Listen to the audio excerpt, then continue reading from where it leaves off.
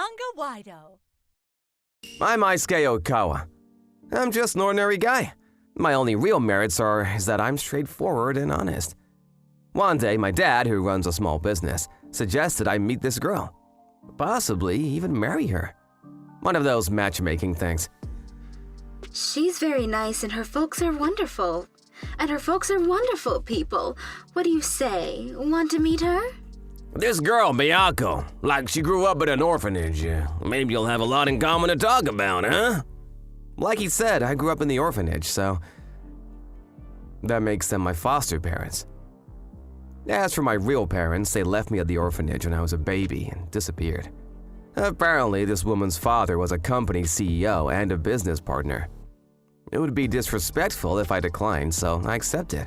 But then… Pleased to meet you. I'm Miyako Kokugi. Yeah, right. I'm Oikawa. Kaisuke Oikawa. When I saw her photo, I thought she was quite pretty. But when I actually saw her in person, she was breathtakingly beautiful. I fell in love with her on the spot. But then when I was alone with her later… I'm so sorry. My father sort of forced this on you, didn't he? Oh, no, don't be sorry. I suppose this is fate. What do you say we go out? Give it a try. If we, go out on a date for, say, 3 times, my father will be satisfied and we can break it off. Yeah, okay, let's do that. I should have just said I wanted to go out with her. That I like her a lot. But I didn't have much experience with this sort of stuff. I didn't know what to say. But if I can go on a date with her 3 times, that's good enough for me. And so, the following week, I invited Miyako on our first date. But like I said, I didn't have a lot of experience doing this. And when I took her to a museum thinking it was cool, it turned out to be super crowded. And to make things worse, the restaurant I took her to was closed. We ended up going to a fast food place for hamburgers. I'm so sorry. Nothing seems to go right today. Real dud of a date, huh? Don't worry about it. Unlucky is all. And besides, I feel like I'm back during my college days. It's kind of fun. Wow, what a really nice person.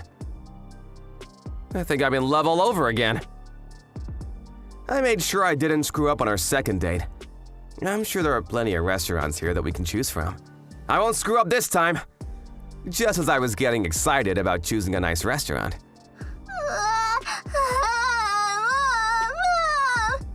Is this kid lost?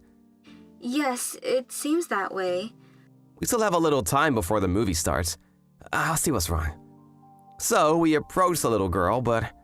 Hey, are you alright? Don't worry, I just want to help. Are you looking for your mother? For some reason, the little girl just kept crying, and it got worse when I tried to calm her. Wow, that little purse is so cute. Did your mom buy that for you? Yes, it was a present from Mom. Did you come here with your mother today? Yes, but she's gone. I can't find her. I see, but don't worry. We'll just ask the storekeeper to call your mother. What do you say? Will they really call her? Yes, of course. Let's go ask them together. Yes, let's go! With that, we went to the information desk and had them make an announcement, and the mother immediately appeared. She happily waved goodbye as she left. Wow, that was awesome, Miyako-san! I wasn't much use, was I? Well, some kids cry just when a man approached them. They are so used to being with their mom all the time. I'm always sort of clumsy at this sort of thing. Sorry. Even at work, when a coworker runs into some problem and I lend a hand, it turns out worse. Or when I assist a new employee, but in the end I have to rely on my boss who can do all of it. Stuff like that. When I tell her about such things… You're just a considerate guy. That's all. I think it's wonderful. Your heart is in the right place. Yeah, you really think so? Yes, most people avoid troublesome things. Bet you can't ignore these, like that girl just now, right? Oh yeah, I guess so. You know, to be honest, when you went up to that girl to help, I thought you were so kind and considerate. I bet there are plenty of people at your office that appreciates your help. Thanks, that means a lot to me. I was now more drawn to her after that incident. But right before our third date... oh really? You can't make it, huh? It was a call from Miyoko-san. Apparently there was an emergency and he couldn't make our date today. I'm so sorry. I got a sudden fever. I won't be able to make it today. Oh my, that's not good. Please take care of yourself. I'm so sorry for this sudden call. I bet you're disappointed. Funk! Gotta go. Miyoko-san, what's the matter? Huh? She hung up. This is our final date. I guess she decided we weren't meant for each other. But to be honest, she didn't seem like she was lying. I heard a weird sound when talking to her, so I wanted to check it out. So I stopped off at the store and got some mineral water and some fruit to take to her home. Eisuke? Why are you here? Huh? Wait, whose child is that? No, don't get the wrong idea. This is not my child. This is my younger sister's daughter. Apparently this was true. Her younger sister gave birth, but her husband left soon after. My sister's living with my folks now, but she suddenly came down with a severe fever, so I had to take care of her baby for now. Oh, so about the emergency. Yes, that was about my sister. I'm sorry, I didn't mean to lie to you. So your parents are taking care of your sister now? Well, not exactly. Apparently her parents weren't what they seemed. After adopting her and her sister, they treated them like maids. Her younger sister grew weary of being used in such a manner that she quickly found a guy and got married and had a child. But after the divorce, she had nowhere to go and reluctantly returned. And now she's back to being abused by her foster parents. I would go back and help my sister, but I've been tasked with taking care of this company dormitory for them. I can't leave this place and they won't allow me back. They threatened to fire her from her job and kick her out of the dormitory if she disobeyed. There's nothing she could do. I felt bad for her and offered to take care of the baby while she went out to look after her sister. While in the orphanage, I learned how to take care of little kids. Not as good as Miyoko-san, of course, but I was okay. She seemed grateful that I offered to look after the child. She was so worried about her younger sister. I'm so grateful for your help. This was supposed to be our date. Don't worry about it. And the baby was no problem. She was super cute and, to be honest, very cute. You're such a kind and considerate person, Eisuke. Please, you're making me blush. Just want to help is all. Okay, I'll stop by and help again soon. Huh? No, you really shouldn't. I want to. I want to be of help to you, Miyako-san. Really? Can I ask you your help? If it's not a bother. Of course, I'll be happy to help. After that day, I stopped off frequently and offered to Miyako-san and her younger sister Aki-san. One day when I stopped by, her sister Aki was just visiting. Thank you for always helping my sister out. We're so grateful. Oh no bother at all. Little Marie is so cute, I didn't mind at all. Eisuke is really good with children.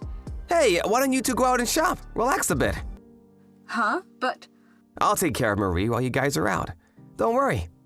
No, we really couldn't ask you for that. Please, I insist. I bet it's been a while since you two went out together. No, we haven't. It's important to relax sometimes. Leave some of that stress. And Aki-san, you're all well now too, so it'll be great. I kept insisting and they finally relented and went out. Eisuke, thanks so much for this. We had a great time. You were right, it was relaxing. It's been a while that we were able to go out like this. We don't know how to thank you. That's wonderful. But now you have to go back to your parents' place, right? Are they really going to abuse you guys like that? I can't believe they would do such a thing. If you hadn't told me, I would never have suspected. Yes, well, on the outside, they give a good impression. They've always been like that. You and Aki can't continue living like this. It's not healthy. Yes, but with me and the only one working, it would be kind of hard to take care of my sister and the baby. Hey, I got it. Why don't we do this? Huh? What do you suggest? After that, I stopped by frequently and took care of the baby for Aki-san. Hey, Marie, that's great! You can stand now! You seem like Marie's dad. Yeah, I know. She's not even my kid, and I'm thoroughly enjoying myself. And to think how I would act if I had my own kid. You must have been brought up by wonderful parents. Huh? Well, I can see it when you interact with kids. You put all your love into it. Your folks must have insisted that in you. You're the same, Miyako-san.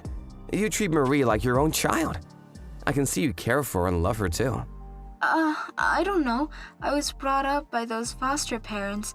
I never really experienced such care or love like you have. Huh? Well, watching you take care of Marie, I can see the happiness in her face. Huh? Really? Yeah, look how she rubs her cheek against yours. She really loves like a mom. Really? You think so, Yusuke? And you take great care of your little sister too. I can see you care deeply about her. You're a kind and caring person, I guarantee it. Thank you so much, Yusuke. That means a lot to me. Tears well up in Miyako's eyes. That sight was the most beautiful thing I'd ever seen. Right then and there, I vowed to love and protect her.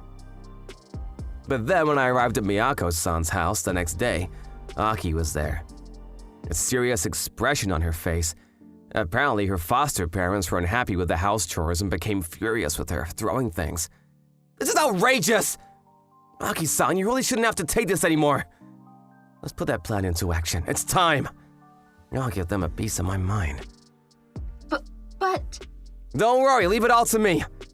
There was going to be a company gathering the following day, and our company was also invited. We're going to carry out our long-planned scheme during this event. This is not the place to talk about this, so I'll wait till I get them aside and then I'll talk to them. Until then, I continue to monitor their every move. What's with them? What's with them? They act like they're some loving parents and so courteous to the other guests. They introduced Aki and Miyako as their loving daughters, and even introduced their granddaughter as if she was their pride and joy. I'm so proud of my two daughters. They are so wonderful, and now a beautiful grandson has been added to our family. What more can you ask for? Yes, our granddaughter Marie is so cute. Call us Nana and Papa. Oh boy. Man, how can they lie through their teeth like that? It was right after the party that they noticed the frown on my face. I'm not very good at hiding my emotions. You were glaring at me the whole evening. Something on your mind? This is my chance. No, it's just that... Well, you say you're their parents, but you guys don't look anything like demons. So I was kind of shocked is all. Huh? What do you mean, demon? Yes, what's that supposed to mean? I heard the truth from Miyako and Aki. That you two have been treating them like mates. You've been abusing them for years. What the hell is this? I have no idea what you're talking about. How could you talk to us that way? So disrespectful. I don't know what BS they told you, but you have no right to accuse us of abuse. It's outrageous. Actually, I have proof. What the hell is this crap food? This food is so bland. Why are you treating us like old folks? You think we need old folk food? Is that it? Huh? I'm sorry, but just yesterday you complained that it was too salty. If you got time to complain, I suggest you remake it. We can't eat this garbage. You are useless. Why are you even here, for God's sake? Ah! Damn it, give me that! Not so fast! Miyako's father tried to take the voice recorder away from me, but I raised it over my head, and as a result, the sound really traveled and the entire room could hear it. And the guests all gathered around curious about all the commotion. A few weeks prior, I gave Miyako a small listening device and a camera to get evidence of their abuse. For now, let's gather evidence of their abuse. We'll present it when the time is right. If there is concrete proof, there's nothing they can do. Yes, record them when you think they may shower you with abuse. If you have ample evidence, you'll be able to show it to the police or to a lawyer. If a government facility needs to provide you with shelter, this evidence will mean a lot going forward. Yes, I see. That's brilliant, Yusuke. I turned up the volume and continued to play the recording throughout the hall. I also have video footage. Would you like to see those too? Please, no more. Let's just take this in the back room, shall we? If you promise right here and now, there's nothing else we need to discuss. Promise? What promise? That you promise not to treat Aki-san as some personal slave, and promise not to use Miyako-san as your dormitory keeper, or to threaten to fire her from her job if she doesn't obey. None of that! You promise? You promise and I let this go? They looked around the room. Everybody was looking at them with hostility. They had no choice but to do as I asked. Yeah, well, do as you like. I don't give a damn! Do whatever you want. I ain't believe you would do this to your own foster parents. We gave you everything and this is what we get in return. With that, they disappeared into the back room. Aki and Miyako were finally free from their abusive foster parents. But it was Miyako's foster parents that were in dire straits. In fact, they ran a marriage counseling service, and that incident spread throughout the industry by word of mouth. Their actions were seen as despicable, and business understandably dropped drastically, and they were forced into bankruptcy. Yusuke, thanks for all you did for us. We're so grateful. Nah, it was nothing really. We would still be in that awful situation if it wasn't for you. You saved our lives. And on top of that, you found me a new job. How can I ever thank you? I got them both a job at my father's firm. They're now living in the company dormitory. Thanks, Yusuke. I just hope I can repay you for all this someday. Repay? There's no need to repay me. I already received plenty from you, Miyako-san. Huh? What do you mean? You saw me as who I am from the very beginning. You had no preconceived notion about me. You gave me confidence to be who I am. Please, I was just being truthful, that's all. I don't know how to put this, but that's what I like about you. Ever since I first met you, Yusuke, are you saying? Yes. Would you go out with me, Miyako-san? I mean, long term. Maybe even, I don't know, get married down the line? What do you say? Yusuke, well... Come on, sis. Pull yourself together. Yes, of course. I'd be happy to. Really? That's great! And Aki-san, you can be my little sister. You bet. And so, our life together began. And then, several years later... Oh yeah, Yuichi? You want some of this, huh? Boy, Yuichi is gonna grow up to be a big kid for sure. Today's our son Yuichi's first birthday. Hey, Mom! Yuichi's cheek is so soft, like cotton candy. Yeah, he sure is cute, huh? Can I read a picture book to Yuichi after dinner? Yes, of course. Marie is so kind. What a wonderful sister for Yuichi. Yeah, I love my little brother. He's so cute. And Yuichi has such a wonderful parents, too. He must be so happy. Yes, and it's all because of my kind and considerate foster parents.